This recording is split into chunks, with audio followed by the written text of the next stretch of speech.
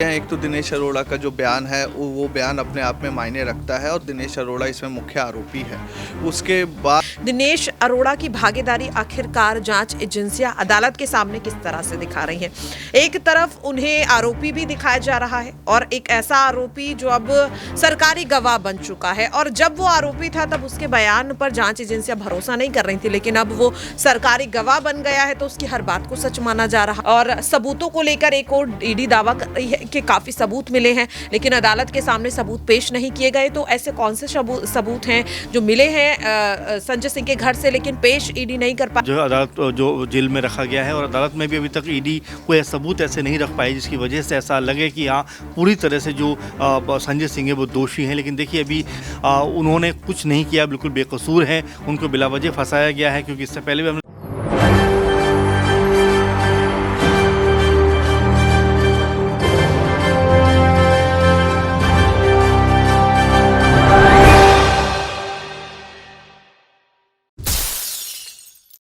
जितना जुल्म करोगे उतनी ही मेहनत के साथ संघर्ष करेंगे, ये लाइनें संजय सिंह पर सटीक बैठती हैं। नमस्कार, मैं नाज़मीन खान, आप देख रहे हैं SPN 9 न्यूज। आपका स्वागत है मेरे खास प्रोग्राम बात सच की में। वो काली शाम जब संजय सिंह को गिरफ्तार किया गया था, ईडी उनके घर पहुंची थी और लगातार 10 घंटों की छापेमारी के बाद संजय सिंह को बिना सबूतों के आधार पर गिरफ्तार कर लिया जाता है। उसके बाद 5 अक्टूबर की तारीख से लेकर अब तक का समय आ जाता है, संजय सिंह पर सिर्फ सुनवाई और सिर्फ सुनवाई होती है। लेकिन क्या आज जो तारीख तय की गई है, दिल्ली राउस एवेन्यू कोर्ट में एक बार फिर से संजय सिंह पर सुनवाई होगी? क्या शराब घोटाले मामले में संजय सिंह को आरोपी बनाया गया है? यहाँ पर रिश्वत लेने के आरोप लगाए गए हैं, सरकारी गवाह को आधार बनाया गया है। क्या इन तमाम आधारों पर आज संजय सिंह को फिर से कोर्ट से झटका लगता हुआ नजर आएगा, या फिर आम आदमी पार्टी के ये दिग्गज नेता, ये बड़े नेता तिहाड़ जेल के फिर से चक्कर काटते हुए नजर आएंगे?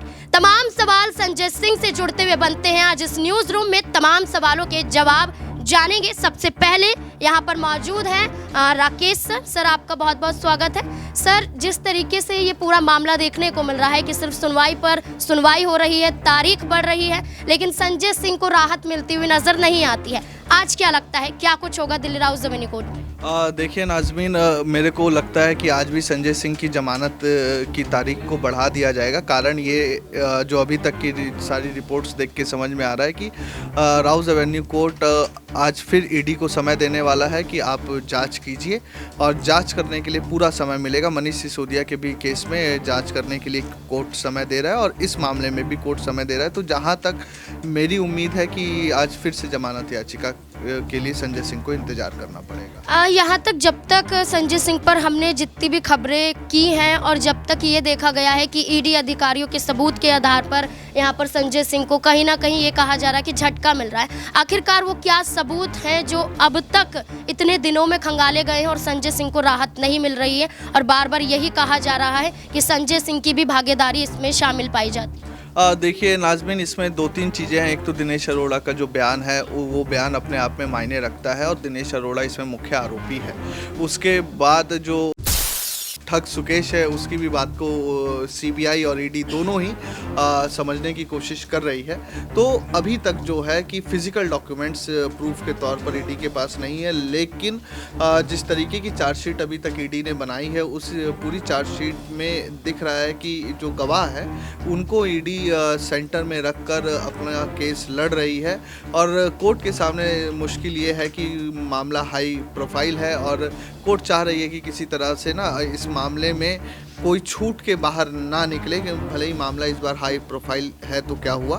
तो इस वजह से ईडी को और थोड़ा सा समय मिलेगा और जो ईडी की पूरी जो कार्रवाई चल रही है वो पूरी की पूरी दिनेश अरोड़ा के साथ, और कहीं ना कहीं उसमें ठग सुकेश का भी की बातों को भी और उसकी चिट्ठियों को भी कंसीडर किया जा रहा है। जी बिल्कुल, यहाँ पर बात करें दिनेश अरोड़ा का जिक्र किया गया है, वो सरकारी गवाह जो खुद शराब घोटाले में शामिल पाया गया है, जिस पर खुद बड़े आरोप लगे हैं कि उन्होंने तमाम और और निजी कारोबारियों को मनीष सिसोदिया से मिलाया, संजय सिंह से मिलाया, अरविंद केजरीवाल से मिलाया। वही सरकारी गवाह जब आम आदमी पार्टी का मसीहा बना, आज वही आम आदमी पार्टी के लिए मुश्किलें खड़े कर रहा है। लगातार उनके दावे यहाँ पर नजर आ रहे हैं कि 82 लाख रुपए उन्होंने संजय सिंह को दिए, कई करोड़ रुपए यहाँ पर मनीष सिसोदिया को भी दिए गए। क्या वाकई दिनेश अरोड़ा को जो सरकारी गवाह बनाया गया है, क्या वाकई उसके आधार पर जो गिरफ्तारी की जा रही है वो सही भी है? प्रज्ञा भी मेरे साथ मौजूद है, उससे जानने की कोशिश करेंगे।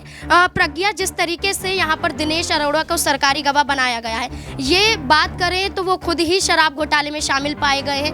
पहले उन्होंने आम आदमी पार्टी की मदद की, अब सरकारी गवाह बन जाते हैं, उनके खिलाफ बोलते हुए नजर आते हैं। कहते हैं कि सबसे पहली मुलाकात संजय सिंह से हुई थी, उसके बाद मनीष सिसोदिया से हुई थी और उसके बाद इस शराब मामले को लेकर आगे बढ़ाया गया था। क्या लगता है कि दिनेश अरोड़ा जानबूझकर क्या किसी के इशारों पर ये काम करते हुए नजर आ रहे हैं? क्या कोई और पार्टी इसमें शामिल हो सकती है, या फिर अब उनको एहसास होने लगा है कि ये जो शराब नीति लाई गई थी ये घोटाले से भरी हुई थी, उसमें उनका कोई फायदा नहीं होने वाला, तो सीधे सीधे तौर पर आम आदमी पार्टी पर आरोप लगा? देखिए, अगर दिनेश अरोड़ा के बयान की बात करें तो उनके बयान को लेकर के आम आदमी पार्टी अलग तरह का तर्क देती हुई नजर आ रही है, जांच एजेंसी अलग तर्क देती हुई नजर आ रही है, और अगर भारतीय जनता पार्टी की बात करें तो वो अलग तर्क देती हुई नजर आ रही है। लेकिन सवाल लगातार ये उठ रहा है कि इस पूरे मामले में दिनेश अरोड़ा की भागीदारी आखिरकार जांच एजेंसियां अदालत के सामने किस तरह से दिखा रही हैं। एक तरफ उन्हें आरोपी भी दिखाया जा रहा है, और एक ऐसा आरोपी जो अब सरकारी गवाह बन चुका है, और जब वो आरोपी था तब उसके बयान पर जांच एजेंसियां भरोसा नहीं कर रही थी, लेकिन अब वो सरकारी गवाह बन गया है तो उसकी हर बात को सच माना जा रहा है। तो ऐसे में सवाल लगातार ये उठ रहा है कि दिनेश अरोड़ा जिसके बयान के आधार पर जांच एजेंसियां इतनी बड़ी कार्रवाई को अंजाम दे रही हैं, अगर सरकारी गवाह बनने से पहले दिनेश अरोड़ा का बयान कुछ और था, सरकारी गवाह बनने के बाद दिनेश अरोड़ा ने अपना बयान बदल दिया।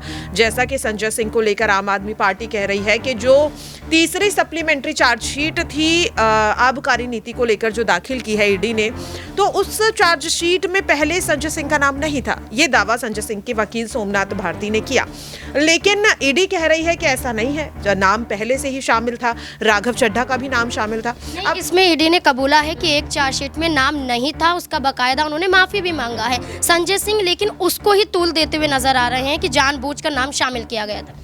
बिल्कुल, देखिए, तो वही मैंने कहा कि इसमें जब नाम राघव चड्ढा का भी शामिल है तो फिर राघव चड्ढा को क्यों आरोपी नहीं बनाया गया? इसलिए क्योंकि कोई फायदा नहीं होता उनको जेल भेजकर, उनके खिलाफ कार्रवाई करके कोई फायदा नहीं होता राजनीतिक दलों को, जो बार बार आम आदमी पार्टी कहती हुई नजर आ रही है। अगर संजय सिंह सदन में मणिपुर का मामला नहीं उठाते, अगर वो प्रधानमंत्री से जवाब नहीं मांगते, तो क्या उनके घर पर कार्रवाई होती? अगर वाकई में संजय सिंह का नाम इस चार्जशीट में पहले से शामिल था, जैसा कि अभी आपने भी कहा, तो फिर अब तक क्यों उनके खिलाफ कार्रवाई नहीं हुई?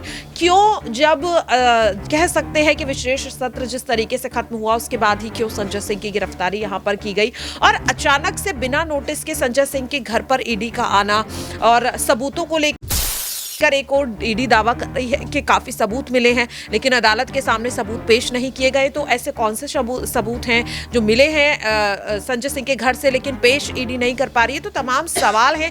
लेकिन दिनेश अरोड़ा को लेकर आपने जिस तरीके से पूछा, तो देखिए, सभी जितने भी दल इस पूरे मामले में शामिल है वो अलग अलग प्रतिक्रिया देते हुए नजर आ रहे हैं, लेकिन अदालत के सामने कौन सा तर्क यहाँ पर सच साबित होगा उसके आधार पर ही अदालत अपना फैसला सुनाएगी। लेकिन फिर भी ऐसा लगता है कि दिनेश अरोड़ा के बयान पर इस पूरी कार्रवाई को अंजाम देना कहीं ना कहीं सवालों के घेरे में आता है। बिल्कुल, दिनेश अरोड़ा के आधार पर बिल्कुल वाजिब नहीं है कि सिर्फ संजय सिंह को गुनहगार बता दिया जाए, और संजय सिंह को राहत मिलती हुई नजर नहीं आ रही थी। आज देखना होगा, लेकिन क्या संजय सिंह भी जमानत चाहते हैं? क्या संजय सिंह खुद राहत चाहते हैं? ये भी बड़ा सवाल बनता हुआ नजर आता है, क्योंकि देखा जाए तो सुप्रीम कोर्ट में भी याचिका दाखिल संजय सिंह ने की थी, दिल्ली हाई कोर्ट में एक और याचिका दाखिल की थी, जिससे झटका संजय सिंह को लगा था क्योंकि याचिका खारिज कर दी गई थी। उसके बाद सुप्रीम कोर्ट पहुंचते हैं, लेकिन राहत पाने के लिए नहीं, बल्कि ईडी की रिमांड के खिलाफ, दिल्ली राउज एवेन्यू कोर्ट के फैसले के खिलाफ सुप्रीम कोर्ट का दरवाजा खटखटाते हैं, लेकिन राहत के लिए अर्जी क्यों दाखिल नहीं करते हैं, ये सवाल भी बनता है। अमन सर मेरे साथ मौजूद है। सर, यही सवाल रहेगा कि यहाँ पर संजय सिंह को लेकर सुप्रीम कोर्ट ने भी कहा है कि अंतरिम जमानत या आप जमानत के लिए क्यों अर्जी दाखिल नहीं करते हैं? आप सिर्फ ये कह रहे हैं कि चुनौती को लेकर आपने अर्जी दाखिल की है, तो क्या आप खुद राहत नहीं पाना चाहते, खुद जमानत नहीं पाना चाहते? संजय सिंह क्या कर रहे हैं? क्या वाकई सिंपैथी पाने का काम कर रहे हैं? देखिए बिल्कुल नाज़मीन, और ये सब दिख रहा है साफ तौर पे कि जिस तरह सुप्रीम कोर्ट ने कहा और तो इस बात को लेकर भी बोला कि भाई आप जो है अपनी ज़मानत के लिए अर्जी दे सकते हैं, याचिका दाखिल कर सकते हैं। तो ऐसे में बड़ा सवाल है कि क्या संजय सिंह जो है अपने आप को एक तरीके से ये दिखाकर कि भाई मेरे ऊपर बहुत जुल्म हो रहा है, मुझे बहुत परेशान किया जा रहा है, क्या वो जो है लोगों के और करीब पहुँचना चाहते हैं? क्योंकि जिस तरह देखा जा रहा है कि आम आदमी पार्टी भी लगातार उनको नाम को लेकर यूपी में एक माहौल बनाने का प्रयास कर रही है कि आम आदमी पार्टी और संजय सिंह के खिलाफ बीजेपी ने एक षड्यंत्रकारी जो है काम किया है, इसीलिए उनको जेल के अंदर डाल दिया, जबकि उनकी ऐसी कोई गलती नज़र नहीं आ रही जिसकी बिना पर उनको जो है अदालत जो जेल में रखा गया है। और अदालत में भी अभी तक ईडी कोई सबूत ऐसे नहीं रख पाई जिसकी वजह से ऐसा लगे कि हाँ पूरी तरह से जो संजय सिंह है वो दोषी हैं। लेकिन देखिए अभी कानूनी कार्रवाई है और ईडी भी है जो कड़ी से कड़ी जोड़ने का काम करती है, उसके बाद कहीं जाके चीज़ें पुख्ता हो पाती हैं, मुकम्मल हो पाती हैं। फिलहाल अभी जिस तरह दिखाई दे रहा है कि संजय सिंह जो अभी सलाखों के पीछे हैं, हो सकता है कि वो बाहर आ जाएं, लेकिन ये मामला उनसे इतनी आसानी से पीछा नहीं छोड़ेगा, क्योंकि अभी लगातार ईडी इसके ऊपर जांच कर रही है। कई नए नाम निकल कर सामने आते हैं तो कई बार नए नए तथ्य भी सामने आते हैं। तो ऐसे में ये गंभीर मसला बनता चला जा रहा है। लेकिन आम आदमी पार्टी ये सोच रही है कि इस मसले के सहारे किस तरह से वो लोगों की सिंपैथी उसको और गेन कर सके, उसमें और जो है उसके जो लोग हैं वो साथ में उसके खड़े हो सकें। और यही वजह है कि लगातार संजय सिंह को लेकर एक ऐसा माहौल बनाया जा रहा है कि उन्होंने कुछ नहीं किया, बिल्कुल बेकसूर हैं, उनको बिला वजह फंसाया गया है। क्योंकि इससे पहले भी हमने देखा था, एक बार उनका नाम ज़बरदस्ती शामिल कर लिया गया था जबकि वो नाम उसमें शामिल नहीं था और बाकायदा माफ़ी भी मांगी गई थी। तो ऐसे में कई सारे सवाल हैं कि क्या सिर्फ एक तरफा कार्रवाई हो रही है, क्या सिर्फ तरफा ही ये ईडी और सीबीआई और तमाम जो एजेंसियां हैं वो इस तरह का कार्य कर रही हैं। तो ऐसे में कई तरह का जो है चीज़ें सामने आई हैं। लेकिन फ़िलहाल अगर देखा जाए, अगर संजय सिंह अगर जेल के अंदर रहते हैं तो मेरे ख्याल में अब ये आम आदमी पार्टी के लिए सोच बनती है कि शायद उनका अंदर रहना उनकी पार्टी के लिए बेहतर है। लेकिन फ़िलहाल 2024 को देखते हुए लंबे समय तक अगर वो अंदर रहते हैं तो ये आम आदमी पार्टी के लिए मेरे ख्याल में परेशानी का सबब बन सकता है। एक छोटा सा सवाल, आखिरी सवाल रहेगा कि ईडी क्या कर रही है? यहाँ पर कोई दस्तावेज नहीं दिखाए जाते हैं, कोई सबूत यहाँ पर पेश नहीं किए जाते, सिर्फ सरकारी गवाह बनाए जाते हैं। तो ईडी को फटकार तो कोर्ट से कई बार लग चुकी है, संजय सिंह के मामले में, मनीष सिसोदिया के मामले में और तमाम और विपक्षी पार्टियों के मामले में। तो ईडी पर सवाल दागने भी तो सही है कि वो क्या कर रहे हैं। जी बिल्कुल, और देखिए 10 तारीख से उनको सबूत बाकायदा देने के लिए कहा भी गया है कि भाई आप जो कार्रवाई कर रहे हैं, आप जो सबूत इकट्ठा कर रहे हैं, कड़ी से कड़ी जोड़ रहे हैं और तमाम जगह आप तफ्तीश कर रहे हैं, तो उसके बिना पर आपके पास जो दस्तावेज इकट्ठा हुए उनको आप अदालत में रखिए और बताइए कि भाई इन चीज़ों के तहत जो संजय सिंह या मनीष सिसोदिया जो भी हैं वो जेल के अंदर हैं। और लेकिन ऐसा होता हुआ पूरी तरह नज़र नहीं आ रहा, क्योंकि अदालत के जो पूर्व जज हैं वो भी ये बात कहते हुए नज़र आ रहे हैं कि भाई आखिर किस तरह से पूरी कार्रवाई चल रही है। क्योंकि एक व्यक्ति को आप 6, 7, 8 महीने जेल के अंदर रखते हो, वही संजय सिंह के खिलाफ आप पुख्ता सबूत नहीं रख पाते हो। तो ऐसा लग रहा है कि